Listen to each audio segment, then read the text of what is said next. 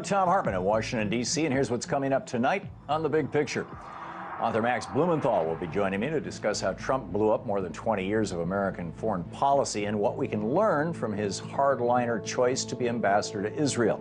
And in tonight's panel, David McCullough and Sarah Badawi will join me in studio to discuss the Republican Party's anti-patient health care agenda and why Republicans in Congress voted to put guns in the hands of the mentally ill.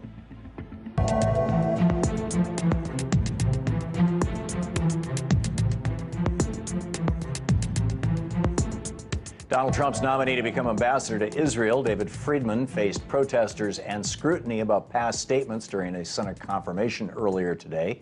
The contentious hearing comes just one day after Israeli Prime Minister Benjamin Netanyahu visited the White House, and Donald Trump threw 20 years of U.S. foreign policy out the window in less than 20 seconds. So I'm looking at two-state and one-state, and I like the one that both parties like. I'm very happy with the one that both parties like. I can live with either one. That change in policy provoked the French foreign minister, Jean-Marc Ayrault, to say Trump's comments were very confused and worrying. Joining me for more on this is Max Blumenthal, senior editor for Alternat's Gray Zone Project and author of The 15-Day War, Ruin and Resistance in Gaza. Max, welcome back. Good to be back. Great to have you with us.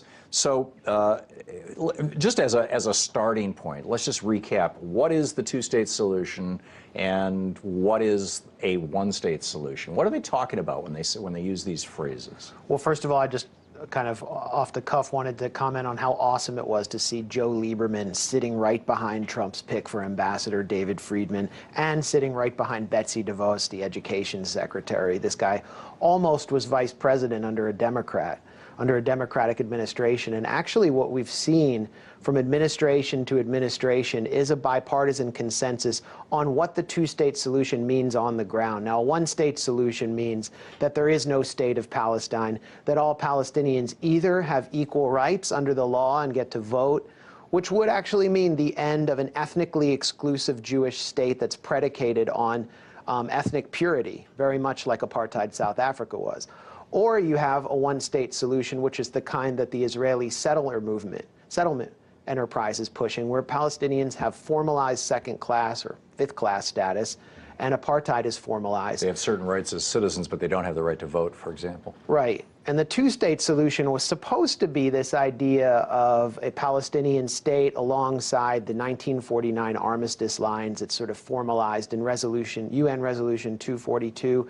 And the reality is that the U.S. has never, ever been committed to an actual two-state solution, nor has Israel's so-called peace camp. Former Prime Minister Yitzhak Rabin is kind of considered the Israeli author of the peace process, the Oslo Accords, and which was supposed to lead to a two-state solution. But in Rabin's final speech before the Israeli parliament, the Israeli Knesset, he said that this state will actually be less than a state. And what he aimed to do was to impose a series of Bantustans on the Palestinians, to force them to accept that as a nation, and thereby crush the Palestinian national movement. What do you, by Bantustan, you're talking about the states around South Africa? Well, you have these series of little kind of cantons, which are surrounded by Israeli security cordons, by the Israeli army. They have no control over their borders, no control over their water rights, no control over their airspace, and they have a dictatorial regime whose only role, much like you see on American Indian reservations with the Indian police, is to police the indigenous population. They have no possibility of resisting the settler colonial population, and you formalize that as a state, and then it's over. And so that was the goal of the two-state solution, and that is actually how the United States, under the Clinton administration, understood it back when the Oslo Accords were signed. End the Palestinian national movement, give them a few little cantons in the Gaza Strip and the West Bank surrounded by the Israeli army, even build some walls. The original plan for separation walls went up during this era under the watch of Yitzhak Rabin, and it was actually under the watch of Yitzhak Rabin's successor, also of the Labor Party, Ehud Barak, that Israel moved the most settlers and established the most new settlements in the West Bank, actually more than have been established under Benjamin Netanyahu. So what Trump is actually doing is not doing away with established U.S. foreign policy. He's ripping the mask off of one of the greatest and most dangerous masquerades in U.S. foreign policy, which has allowed Israel to establish new facts on the ground under the cover of someday making peace if Palestinians meet a series of completely impossible requirements. Is this we get to be second-class citizens in a two-state solution environment the reason, or the principal reason why the Palestinians have objected to it? Well, I mean, this is the root of Palestinian grievances. This is the root of Palestinian violence. This is the root of the Palestinian armed struggle and the national struggle, and it's the root of the nonviolent BDS movement, the movement for boycott, divestment, and sanctions. Now, Israel began building this vast wall inside the West Bank, not along the 1967 lines, that cut off certain Palestinian cities from themselves, the separation wall. And the International Court of Justice issued a ruling that this wall was illegal. But how do you enforce that when you have a Palestinian Authority that can't enforce anything, whose mission is only to police Palestinians? You have to have some kind of international mechanism. If you can't enforce it through an armed struggle on the ground, you can't enforce it through the UN because the US vetoes everything at the Security Council. You have to have a grassroots civil society movement. And so that's where the boycott call came from Palestinians. And so now you have a movement that's been mobilized over the past 15 years or so, 10 years, which is increasingly strong on campuses and in civil society across the West, which is calling for, if Israel moves to a one-state solution, full equality and the ratification of all of these international legal conventions that have been passed that were supposed to guarantee Palestinians equality under the law. And that's where we're moving to now, thanks to these proclamations by people like Trump.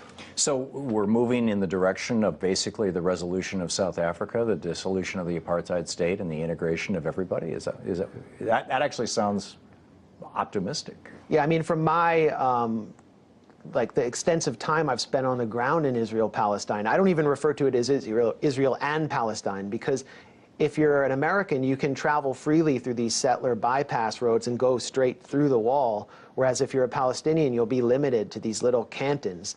It depends on what kind of ID you have. So in many ways, it's a one-state reality, and I think we've been in a South Africa situation for a long time, but I think now the understanding of the reality on the ground as a South Africa situation, which requires a South African-style solution, is increasingly mainstream. I would just direct you to Thomas Friedman's latest column, which is this rare moment of clarity for someone who's otherwise invariably delusional, in which Friedman said, he talked about the crisis within the Jewish community, where the new generation of Jews is not looking at this as a matter of whether there should be a one-state or a two-state solution. They're actually, and we're talking about American Jews, they're actually looking at whether Israel is morally tenable as a Jewish state. Wow. So, excuse me, so David Friedman has been appointed by... Not Thomas Friedman, but David right, Friedman. David Friedman. I don't know who's worse. Well, for Israel, I mean, who is David Friedman, and what does his, taking on this position, what does this mean?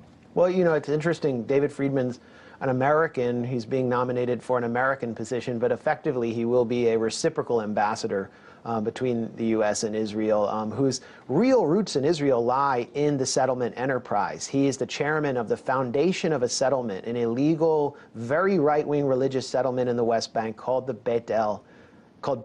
And he's the chairman of the foundation that Americans can send money to this settlement through. One of the major family foundations that sent money to that settlement is the Kushner Family Foundation of Jared Kushner, the son-in-law of Donald Trump, who is overseeing his Middle East peace process. Not only that, settlements were recently authorized after Friedman was nominated for ambassador in Beit El. It's kind of like a favor to him.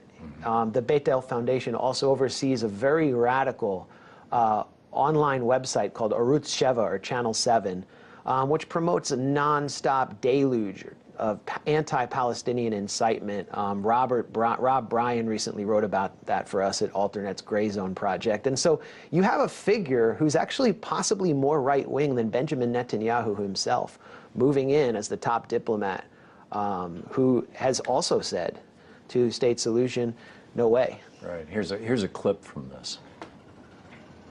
I have expressed my skepticism about the two-state solution solely on the basis of what I've perceived as an unwillingness on the part of the Palestinians to renounce terror and accept Israel as a Jewish state. So what about that? Palestinians need to renounce terror. Well, that sounds like a compelling argument to most Americans. Well, I mean, actually, you know, what he said next was even more interesting. He said Palestinians need to accept Israel as a Jewish state, and that's actually a demand that Barack Obama made. He was, as far as I know, the first U.S. president to make that demand. The PLO accepted the existence of Israel in 1988. A lot of people don't know that. But to accept Israel as a Jewish state means that the 20% of Israel's population who are Palestinian citizens formalize their second-class status. It would be like me, as an American Jew, accepting America as a Christian state, or an African American accepting America as a white state. And that demand is completely impossible for Palestinians to fulfill, and that's why he's making it, so they can continue to advance the one-state solution in practice. So it's essentially a setup that's designed to fail. Well, he's offering Palestinians a choice, and this is the same choice that Obama offered them: apartheid or apartheid. So what do you choose? Different varieties of it, you know, with some different geography, is it? Well, one is apartheid with your consent and formalized, and the other is apartheid against your will while you're still waging some kind of noble resistance. Remarkable, remarkable. Max Blumenthal, it's always a pleasure. Thanks for having me. Thank you, Max. Coming up, the Republican health care agenda aims to make it harder for people to, quote, game the system. But why are sick Americans being forced to game the system just to get health insurance? More on that in tonight's Big Picture Politics panel.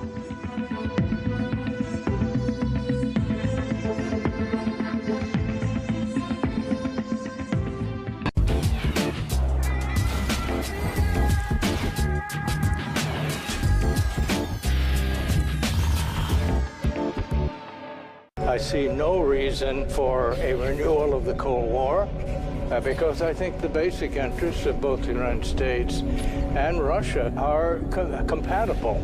There is simply no reason for us to treat each other as enemies. I would hope our governments can find a way to work more harmoniously in the future.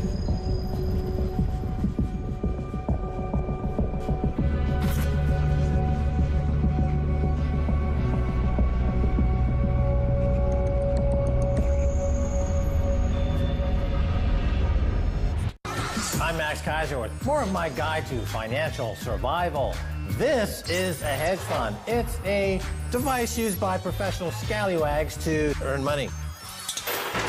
That's right. These hedge funds are completely non-accountable, and we're just adding more and more to them. Totally destabilizing the global economy. You need to protect yourself and get informed. Watch Kaiser Report.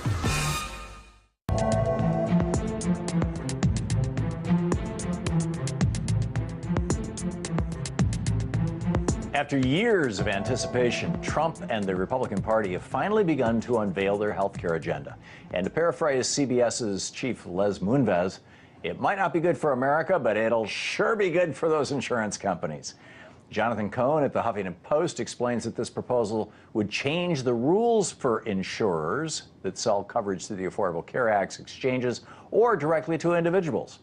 But even more telling is the move to shorten open enrollment periods, which the Hill reports is intended to cut down on sick people gaming the system and driving up costs. But isn't this rule just an admission that our healthcare system is designed to be difficult to access, so people are forced to game it? Let's ask tonight's politics panel.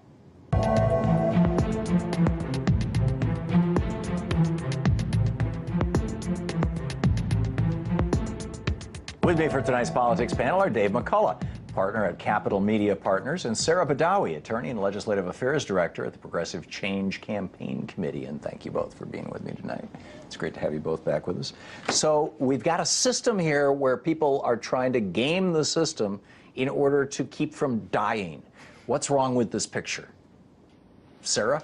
Sure. Well, I think what's abundantly clear right now is the GOP knows that their plan to try to repeal and replace Obamacare is on life support. It is deeply unpopular to consider kicking 20 million people off of their health care, and they're doing everything they can to undermine the success of the Affordable Care Act. Well, I mean, if you go back a year ago, and this is easily searched, the New York Times, just Google Marco Rubio and risk corridors, and I realize it sounds arcane, but there's a provision in Obamacare that said the first 5 years or so of Obamacare, or maybe even the first decade, some insurance companies are going to lose money because of these mandates and these rules, and so the government will backstop them if they can submit, demonstrating how much they lost. The government will write a check for that. Marco Rubio inserted a rider in a budget bill last year that blew that up, and then bragged to the New York Times that this was single-handedly going to take down Obamacare. And it is, Dave. It's causing the health insurance companies, several of them pulled out right after that happened because they could see, they were losing money, and they could see that there was, why lose money if if the government's not going to make it back up? So, should we all be thanking Marco Rubio for ending Obamacare, for destroying our health care system? Well, back to the point at hand, the insurance companies are losing money, and we've already seen, I think it was Humana who decided that after 2018 they're going to pull out. Right. Whoa, I mean, they would make a profit if the risk corridors were still there. I'm not going to speak. They were guaranteed a 20% profit. What I'm going to say, though, or 20%, overhead, is the insurance companies are suffering because of Obamacare, and so let's get rid of the insurance companies. Well. Let's get rid of the insurance companies. Wait, make it a single-payer system? We're the only country in the world that allows in which it is legal. In every other country, every other developed country in the world, it is a felony. It's a crime to offer primary health insurance on a for-profit basis. There's no other country that allows this except us. We're the village idiots, and we've got these banksters and these insurance companies. They're just banksters. They don't diagnose illness. They don't immunize kids. They don't do surgery. All they do is handle money. They're banksters. Well, we are a very unique country in that way. We are not like every other country. This is America. We are different.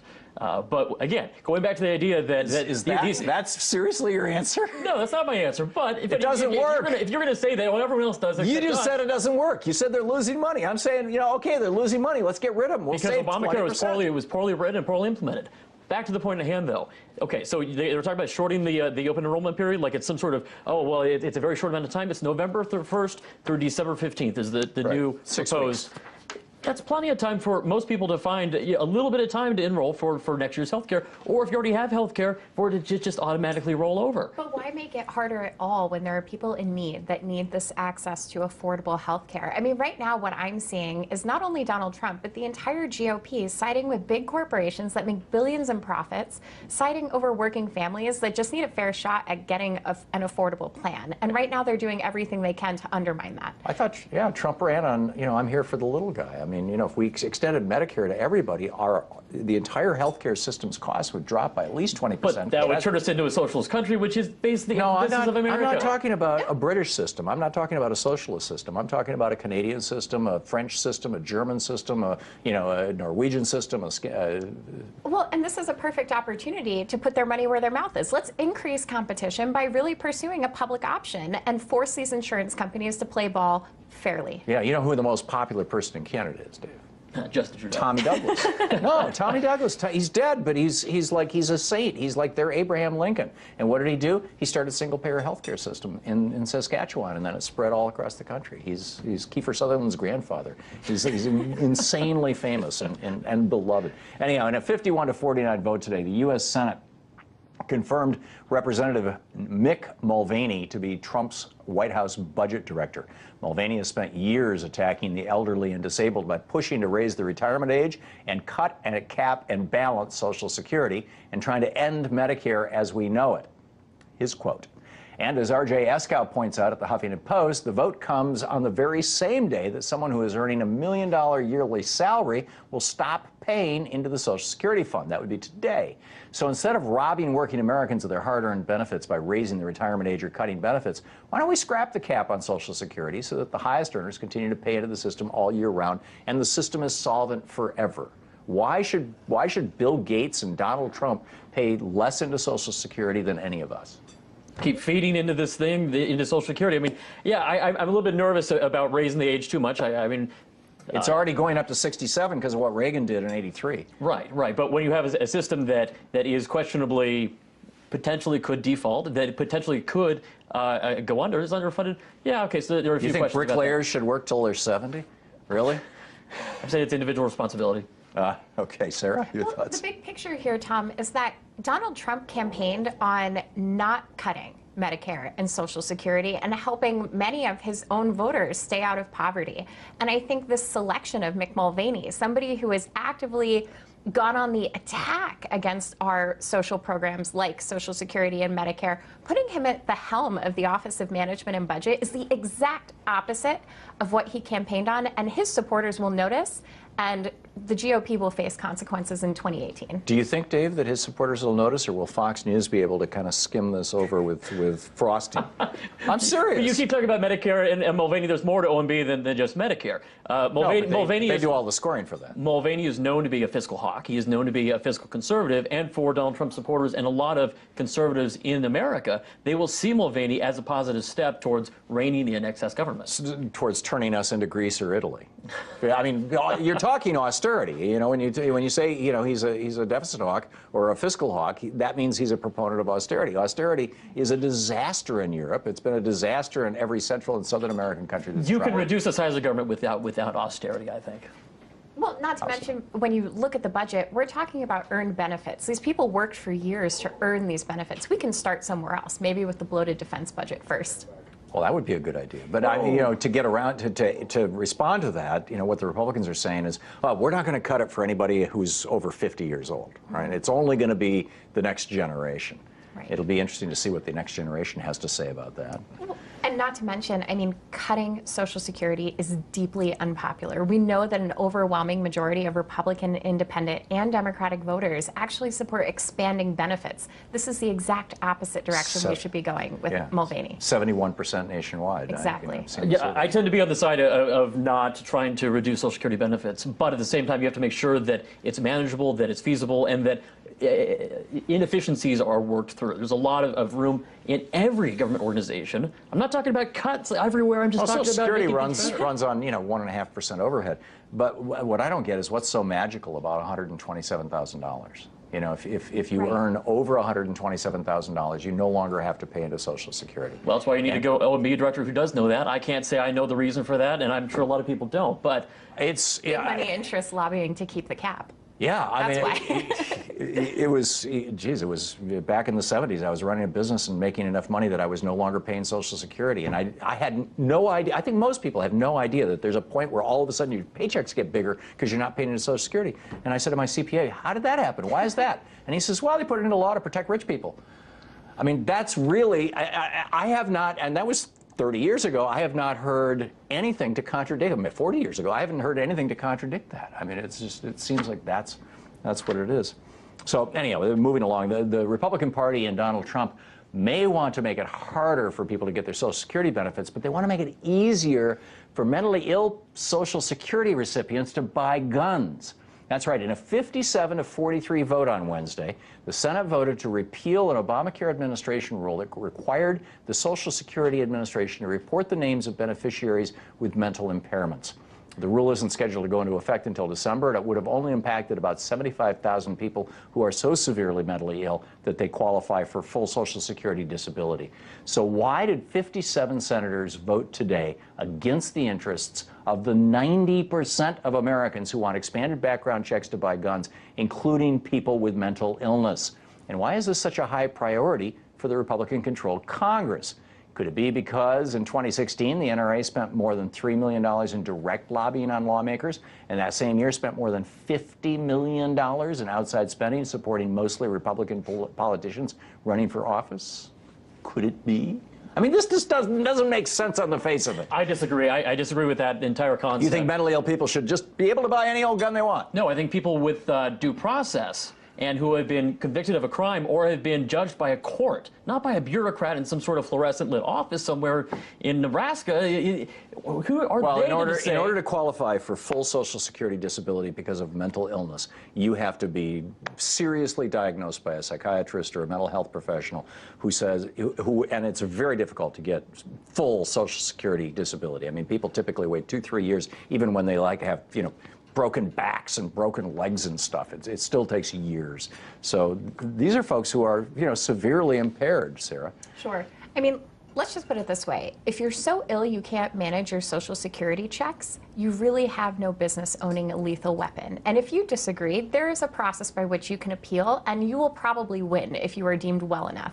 But I think we need to be clear about who the victors are in this. This is a win for big money and the gun lobby and the NRA, who simply just wanted to expand their customer pool by getting this rule repealed. You said it's going to affect 90,000 people or something like that, 75,000 people. I don't think that's a whole lot of money in the grand scheme of things. And yet they're the only ones who wanted this. This is 75,000. Who is the shooter in Newtown who is mentally ill? Well, arguably, all of these mass shooters are mentally ill. In fact, I would say being a mass shooter is a manifestation of mental illness.